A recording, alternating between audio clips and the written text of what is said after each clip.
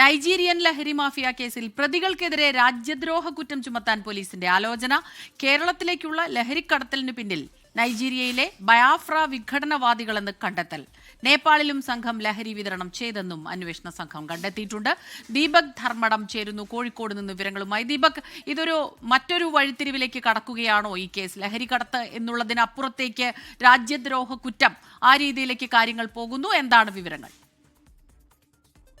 സ്മിത ഹരിദാസ്, ഇതിൽ ഏറ്റവും പ്രധാനപ്പെട്ട കാര്യം കേരള പോലീസ് കണ്ടെത്തിയ ഈ കേസിന് രാജ്യാന്തര ലഹരി മാഫിയ സംഘത്തിൻ്റെ രാജ്യദ്രോഹ ശൃംഖലയുടെ കണ്ണിയിലേക്കാണ് ഇപ്പോൾ അന്വേഷണം നീങ്ങിയിരിക്കുന്നത്. അതായത് നൈജീരിയയിലെ ബിയഫ്ര വിഘടനവാദികൾ അവരാണ് ഈ നൈജീരിയൻ ലഹരി സംഘം എന്ന് കണ്ടെത്തി. കഴിഞ്ഞ ദിവസം ഹൈദരാബാദിൽ നിന്നെത്തിയ IB സംഘം ഇവരെ വിശദമായി ചോദ്യം ചെയ്തു. IBയും അതുപോലെ തന്നെ കേരള പോലീസും സമാന്തരമായി തന്നെ ഇതിൽ അന്വേഷണം വളരെ ശാസ്ത്രീയമായി ഏറ്റവും അടിത്തട്ടിലേക്ക് കടന്നു. അങ്ങനെയാണ് ഈ നൈജീരിയൻ വിഘടനവാദികളാണ് എന്ന് കണ്ടെത്തിയിരിക്കുന്നത്. മാത്രവുമല്ല, ഇതിൽ ഏറ്റവും പ്രധാനപ്പെട്ട കാര്യം കേരളം കൂടാതെ ഹിമാചൽ, മിസോറാം തുടങ്ങിയ സംസ്ഥാനങ്ങൾ കൂടി ഹരിയാനയുമുണ്ട്. ഹരിയാനയിലാണ് ഇതിൻ്റെ ഫാക്ടറി പ്രവർത്തിക്കുന്നത്. മാത്രവുമല്ല, നേപ്പാളിലേക്ക് ഇവർ ഈ ലഹരി കടത്തിയിരിക്കുന്നു. നേപ്പാളിൻ്റെ അതിർത്തിയിലും നേപ്പാളിലും ഇവർക്ക് ഇതിൻ്റെ സംഘത്തിലെ അംഗങ്ങളുണ്ട്, നൈജീരിയൻ സംഘങ്ങളുണ്ട് എന്ന് കണ്ടെത്തിയിരിക്കുന്നു. ഏറ്റവും പ്രധാനപ്പെട്ട കാര്യം, രാജ്യദ്രോഹ കുറ്റം ഇവർക്കെതിരെ ചുമത്താനുള്ള ആലോചനയിലേക്ക് കേരള പോലീസ് കടന്നിരിക്കുന്നു. ചിലപ്പോൾ ഇതിൻ്റെ അന്വേഷണം കേന്ദ്ര ഏജൻസി ഏറ്റെടുക്കാനുള്ള സാധ്യത കൂടി കാണുന്നുണ്ട്. കാരണം IB ഇതുമായി ബന്ധപ്പെട്ട വളരെ ക്രൂഷ്യലായ ചില റിപ്പോർട്ട് MHAക്ക് കൈമാറിക്കഴിഞ്ഞു എന്നുള്ളതാണ്.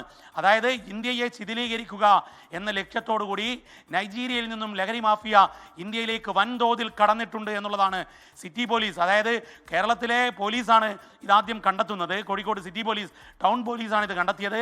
അതിൻ്റെ അന്വേഷണം കൂടുതൽ മുന്നോട്ട് കൊണ്ടുപോയ സമയത്താണ് IB കൂടി ഇതിൽ ഇടപെട്ടത്.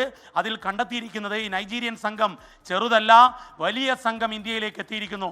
ഇന്ത്യൻ സംസ്ഥാനങ്ങൾ നിരവധി ഇവർ ടാർഗറ്റ് ചെയ്തുകൊണ്ട് യുവാക്കൾക്ക് ഈ MDMA ലഹരി നൽകിക്കൊണ്ടിരിക്കുന്നു. മാത്രവുമല്ല, ബാങ്ക് അക്കൗണ്ട് ഇല്ലാതെയാണ് ഇവരുടെ പ്രവർത്തനം എന്നത് ഇവർക്ക് കേരളത്തിൽ അല്ലെങ്കിൽ മറ്റ് ഇന്ത്യൻ സംസ്ഥാനങ്ങളിൽ ഇടപാടുകാർ ഉണ്ട് എന്നുള്ള സൂചന കൂടി ഇപ്പോൾ സിറ്റി പോലീസ് കണ്ടെത്തിയിരിക്കുന്നു. IBയും സമാന്തരമായി തന്നെ ഇതിൻ്റെ അന്വേഷണം മുന്നോട്ട് കൊണ്ടുപോവുകയാണ്. സ്മിത, നൈജീരിയൻ ലഹരി മാഫിയ കേസിൽ പ്രതികൾക്കെതിരെ രാജ്യദ്രോഹ കുറ്റം ചുമത്താൻ പോലീസ് ആലോചിക്കുന്നു. കേരളത്തിലേക്കുള്ള ലഹരി കടത്തലിന് പിന്നിൽ നൈജീരിയയിലെ ബയാഫ്ര വിഘടനവാദികളെന്നും കണ്ടെത്തൽ. ദീപക് ധർമ്മടമാണ് വളരെ പ്രധാനപ്പെട്ട ഈ വാർത്ത റിപ്പോർട്ട് ചെയ്തത് കോഴിക്കോട് നിന്ന്.